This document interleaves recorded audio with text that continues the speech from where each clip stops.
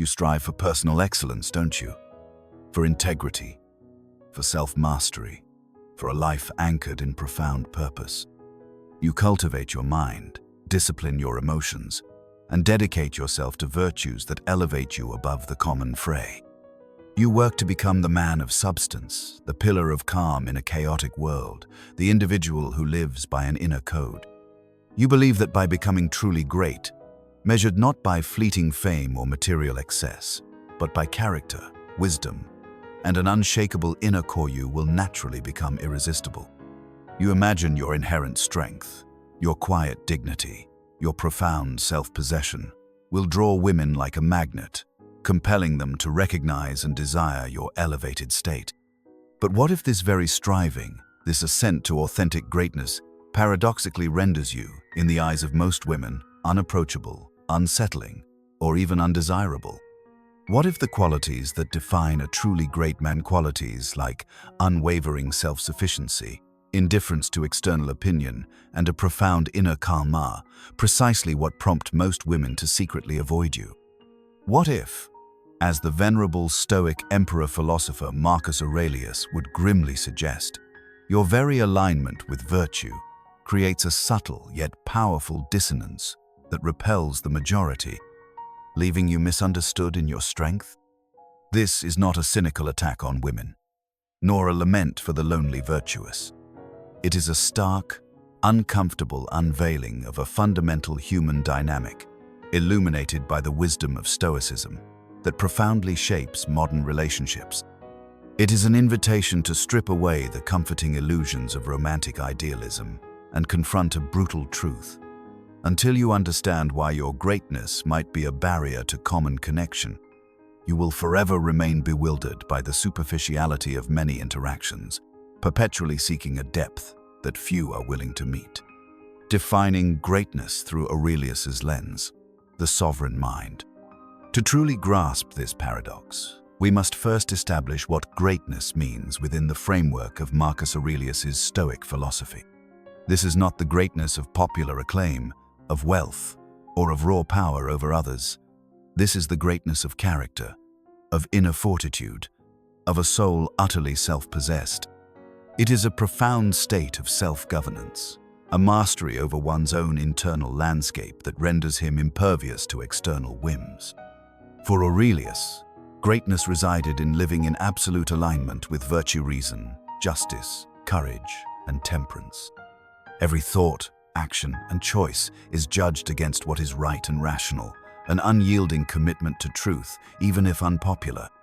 This man cultivates an inner citadel, an impregnable fortress within his own mind, where external events, opinions, insults, and even emotional turmoil cannot penetrate and disturb his tranquility. His happiness and peace are derived entirely from within, from his own judgments and choices, making him impervious to the whims of fortune or the caprices of others. This translates into a self-sufficiency of the soul, where nothing external is necessary for his contentment or his virtue. While he can appreciate external goods and relationships, he is not dependent on them for his well-being. His inner state is sovereign, unbought by flattery, unthreatened by criticism. He cultivates an indifference to external opinion, understanding that the crowd's praise means nothing, their scorn even less. His only judge is his own conscience and universal reason. He maintains a singular focus on duty and universal reason, aligning his individual will with the greater cosmic order, accepting what is beyond his control, and diligently performing his duties to humanity and to his own nature. This Aurelian man is not cold or uncaring. His compassion is tempered by reason, his empathy by a detached understanding of human folly. He is an anchor in a chaotic world, radiating a quiet, profound power that stems from perfect self-governance. He is the embodiment of the king archetype in its purest, most sovereign form, a ruler of his own inner kingdom, whose peace is not granted by external circumstances, but forged from within through rigorous self-mastery. He builds a soul, a fortress of character, not a shrine to confusion based on external validation. What truly defines greatness, if not this unshakable inner core? this profound self-mastery that renders you immune to the external whims of others. What power is more profound than that which cannot be given, nor taken away, by any outside force, making you a true master of your own destiny? This is the caliber of man we are discussing, and it is precisely this radiant self-possession that, ironically, often triggers avoidance, for it is a profound challenge to the status quo. The unsettling radiance. Why his presence disturbs the comfort zone. Now, to the uncomfortable truth. Why would a man embodying such Aurelian greatness, such profound inner strength and virtue, be avoided by most women? The answer lies in the deeply unsettling radiance he emanates. A presence that subtly yet powerfully disturbs the comfortable illusions of the unexamined life, for both others and for women. Firstly, he exposes superficiality. A truly great man, anchored in Stoic virtue, operates on a different frequency. His conversations are rarely trivial. His interests extend beyond fleeting pleasures. His values are profound, not superficial. His very presence, his quiet intensity, his focused attention on what truly matters, can subtly highlight the superficiality of prevailing social dynamics, of trivial concerns, of empty pursuits. For someone comfortable in a world defined by external validation, casual gossip, or shallow achievements, the presence of a truly deep man can feel like an unwelcome spotlight on their own triviality or perceived lack of purpose. It's the piercing clarity of a steady, ancient flame cutting through the flickering, chaotic light of common distractions, making those distractions seem dim and meaningless. Secondly, he demands authenticity. A Stoic man cannot be easily impressed by pretense, manufactured personas, or emotional theatrics. His integrity implicitly calls others to a higher standard of authenticity. He doesn't seek flattery, nor is he swayed by emotional appeals that lack logical grounding. He lives by truth and reason, valuing genuine congruence above all else.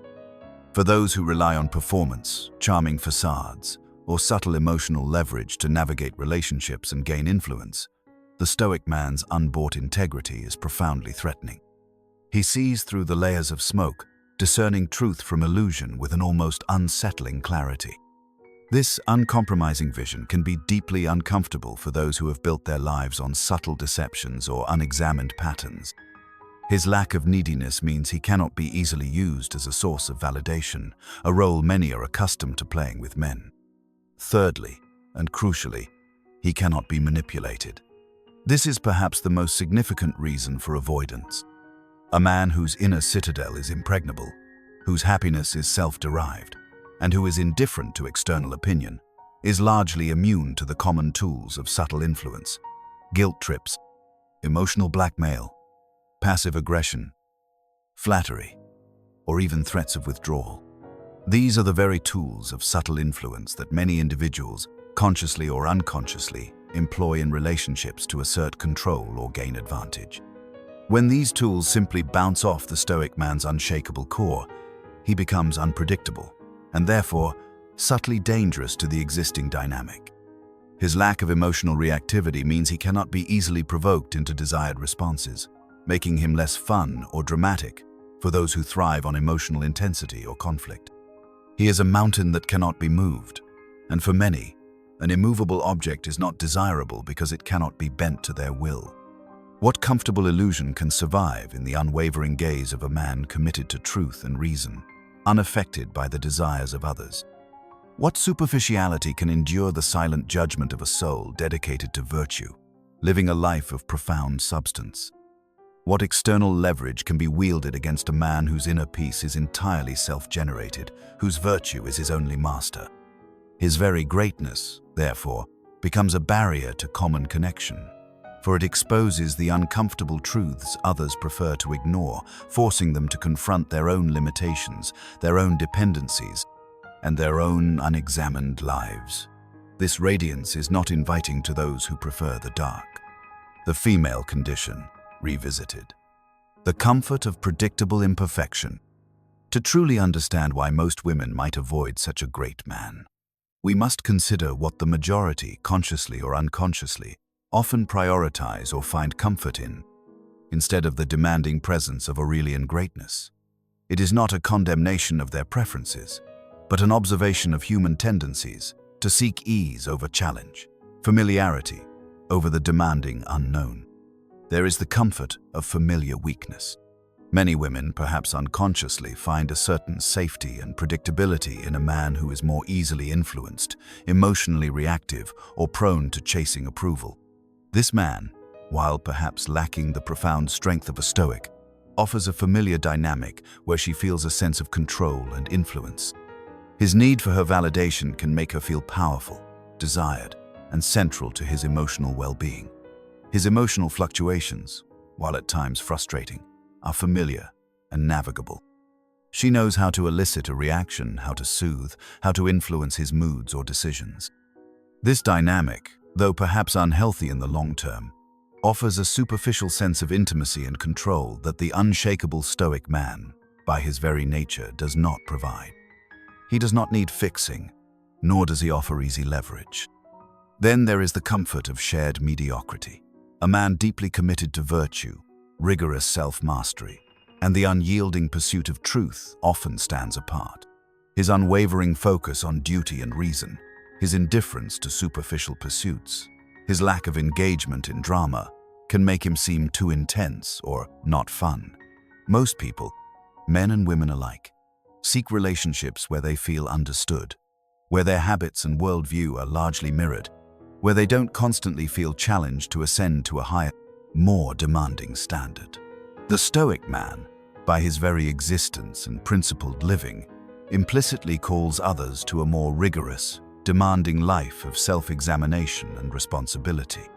For those content with complacency, with a comfortable avoidance of deep self-inquiry, a partner who embodies such relentless self-improvement and inner integrity can be profoundly uncomfortable. The great man inadvertently highlights the other's areas of unexamined life and unaddressed vulnerabilities. And powerfully, there is the need for influence and validation.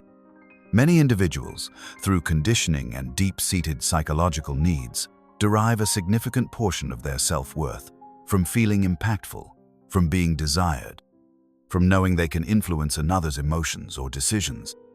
A man who is largely self-contained, whose peace is not contingent on her efforts, who cannot be easily swayed by her moods or subtle manipulations, offers fewer opportunities for this kind of external validation.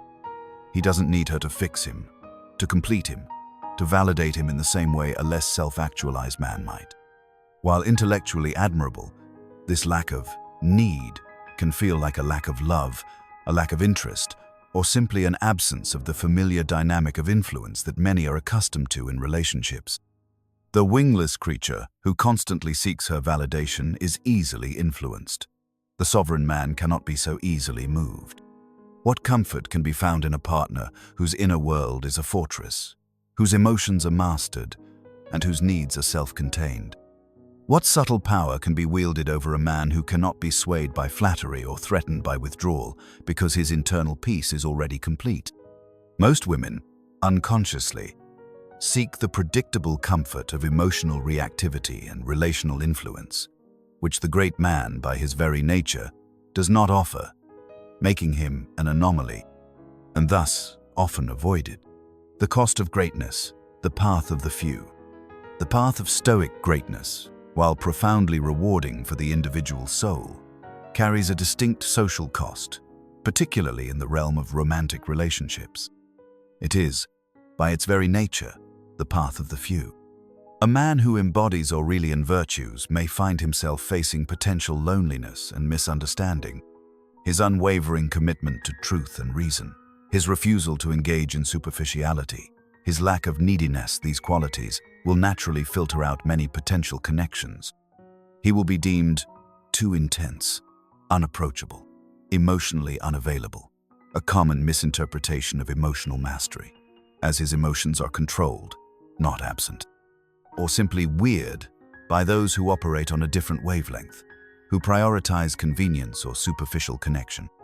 He is a solitary mountain, grand and imposing in his self-possession, but few may be willing to climb its challenging slopes or appreciate its austere beauty.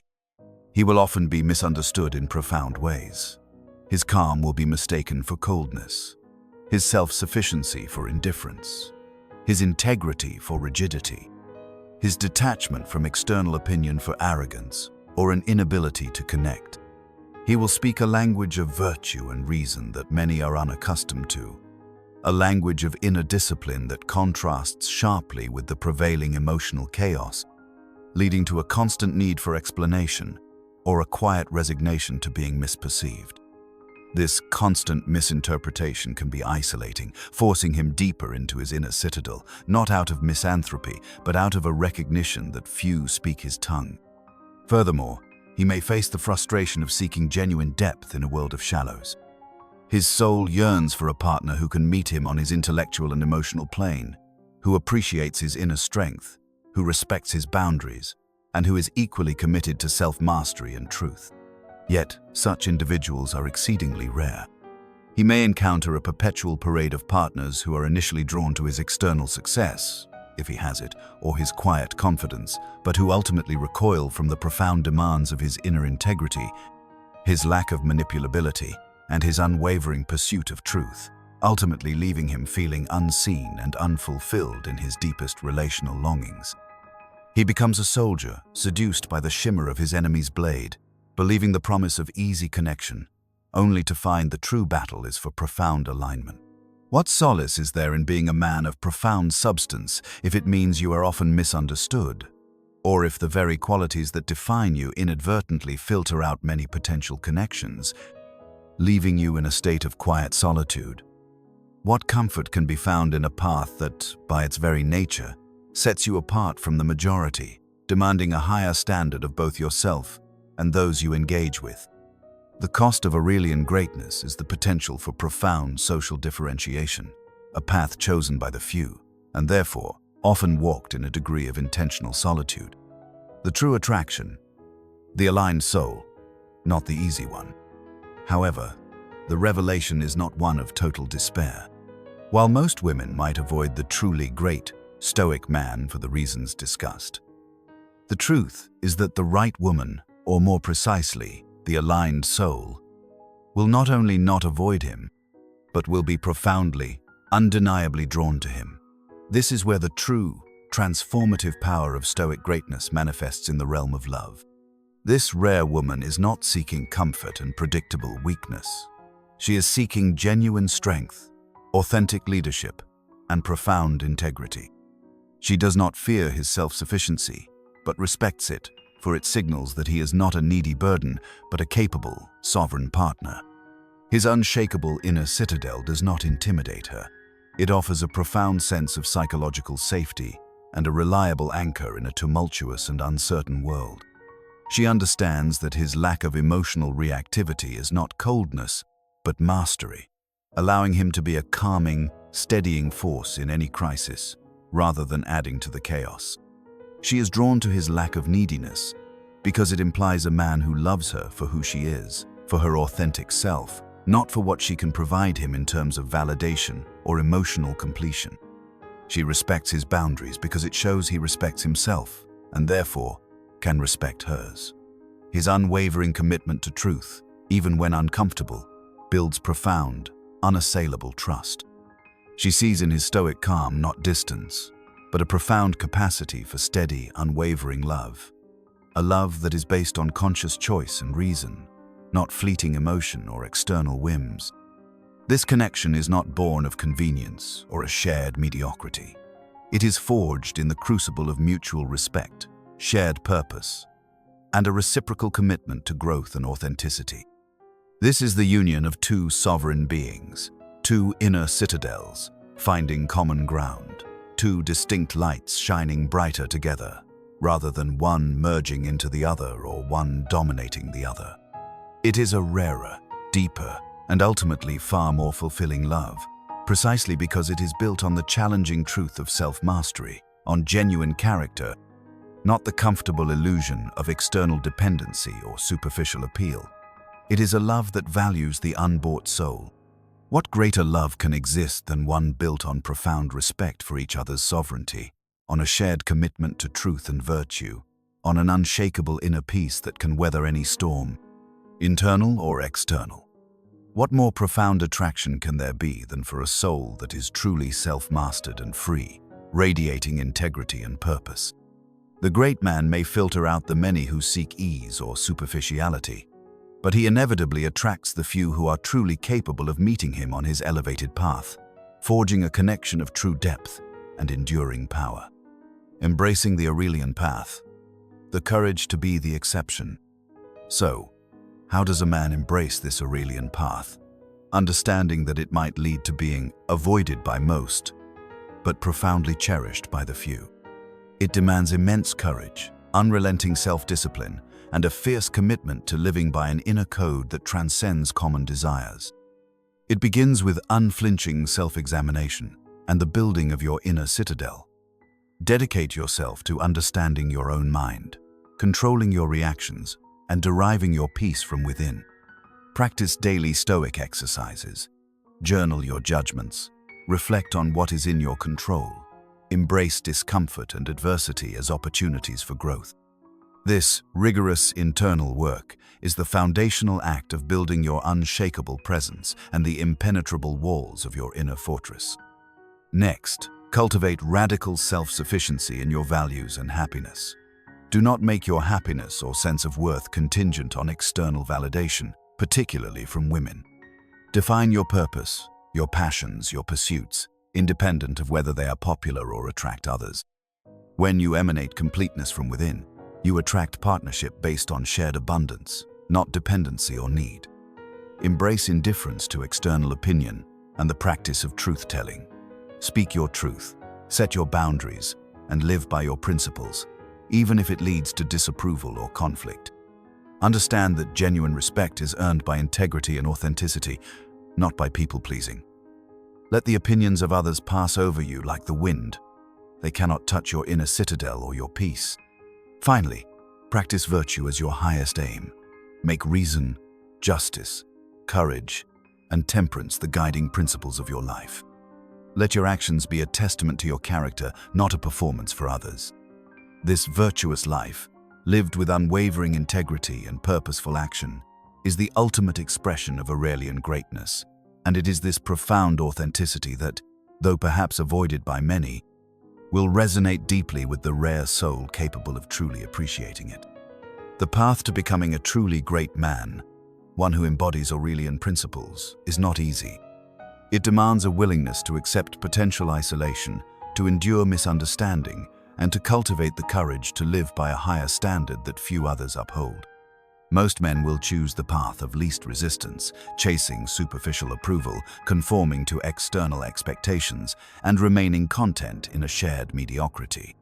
They will avoid the arduous work of self-mastery, and in doing so, they will continue to be easily swayed, easily broken, and ultimately, never truly command that profound respect that comes from genuine greatness.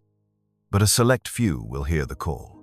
A few will feel the deep, gnawing dissatisfaction with being anything less than their highest, most sovereign self. A few will dare to walk the lonely, yet profoundly liberating path of Stoic greatness. Will you continue to be a pawn in a game where your worth is dictated by external preferences, perpetually chasing approval that will never truly satisfy? Will you remain a wingless creature, forever defined by the fleeting opinions and desires of others? Or will you have the immense courage to build your own inner citadel, to embody an unshakable presence, to step into the terrifying, yet infinitely rewarding, work of truly knowing yourself, mastering yourself, and embodying your full, integrated, sovereign power, so that you attract not a crowd, but the rare, aligned soul who can truly see, respect, and love the great man you are? Most women will avoid great men, for true greatness demands too much of those unwilling to meet it, but the right woman will seek nothing less. The choice to become that man, to reclaim your true power, rests entirely with you. Reclaim it.